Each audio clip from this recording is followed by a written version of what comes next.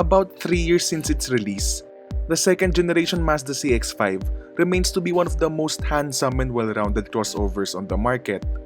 Sure, it isn't the most practical or the most spacious on paper, but no other crossover evokes the same emotional appeal as the Mazda CX-5.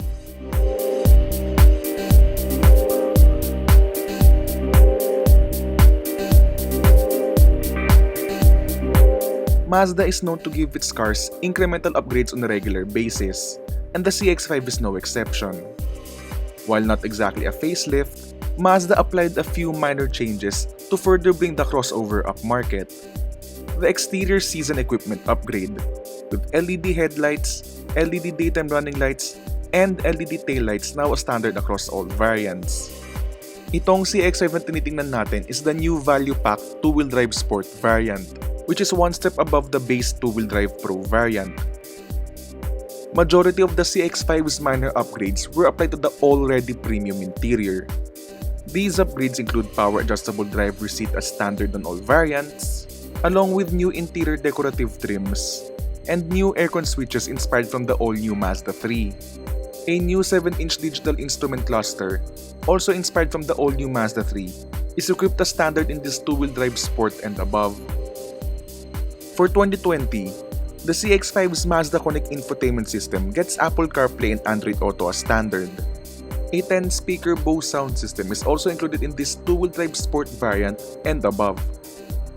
Open the tailgate and you'll notice it's also power operated, something that used to be exclusive to the all-wheel drive diesel variant. As for the rest of the interior, space is reasonably roomy for most people, though it's not the most plentiful in its class. Engine choices for the CX-5 remain the same. There's the entry-level 2-liter Skyactiv-G petrol engine that we're driving today. And then there's a 2.5-liter petrol unit which is mated on all-wheel drive system. Lastly, the range tops out with a 2.2-liter Skyactiv-D diesel engine, which is also mated to an all-wheel drive system. Regardless of your engine choice, a 6-speed automatic transmission is standard across all variants.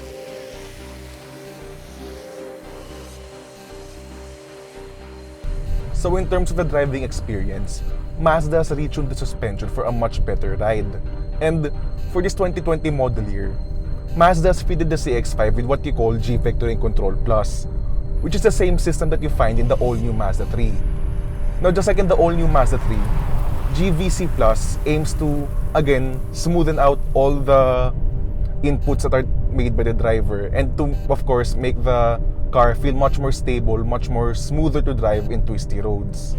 So with this new CX-5 going up, let's say in Baguio or in those twisty roads, there's none of the pitching, the diving, and the rolling. There's less of that stuff because of how GVC Plus tries to smoothen out all the body movements of the car as you make it go through some of those twisty roads. Now for the rest of the package, the CX-5 still feels fun to drive. The steering sharp, and despite the suspension being a bit softer, handling is still unchanged. It still keeps the body flat through corners, and another upside of having that smaller 2.0-liter Skyactiv-G engine compared to the 2.5 or the 2.2 diesel is that there's less mass up front. Now the advantage of that is, surprisingly, this is the most fun CX-5 out there. The car feels light, it feels lively, the chassis just goes wherever you want it to go to, whichever you point it to. It really feels like a willing dance partner. And surprisingly, this is gonna be my first time ever to drive the 2.0-liter CX-5. At any point during this car's lend out, I never really thought that this engine feels underpowered or feels lethargic. Not at all. I've never, at any point during this car's lend out, did I miss the 2.5 or the 2.2 diesel. Granted, those two engines feel much more powerful, especially the 2.2 diesel, but for most circumstances, the 2.0-liter engine feels very adequate for the CX-5. And that's all due to the fact that the 6-speed automatic transmission that this car is mated to feels much more willing to downshift. As in like, 1/4 na apak mo lang sa throttle pedal, the transmission downshifts eagerly and to the correct gear. So there's none of the feeling that the car feels lethargic during overtakes. So if you get the 2.0 front-wheel drive sport variant, you're not missing out on a lot actually. Since this engine doesn't need to work hard to carry its body as it goes through expressways and all that, you don't need to rev the engine that much. And as an upside, it actually consumes fuel very efficiently. This is able to do 11.2 kilometers per liter, which is very good for a 2-liter gasoline-powered compact crossover SUV. And that's for a whole week's worth of use. This is my entire average. Even if doing the full tank method, it really achieves more than 11 kilometers per liter. The Mazda CX-5 starts at a little over 1.7 million pesos, and this gets the 2-wheel drive Pro variant. This variant is equipped with leather seats, 6-speaker audio system, Mazda Connect with Apple CarPlay and Android Auto, power adjustable driver's seat, as well as passive entry with push-button start.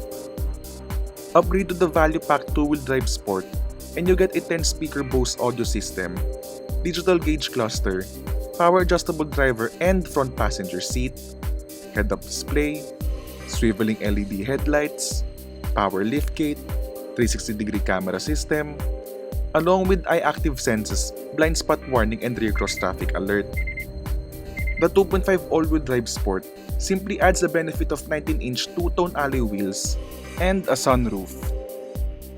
Lastly, the range-topping 2.2 all-wheel drive diesel signature variant gets a new 19-inch alloy wheel design, brown Napa leather interior, real wood trims, ventilated front seats, along with the addition of lane departure warning, lane keeping assist, automatic emergency braking, fully adaptive LED headlights, and driver attention monitor.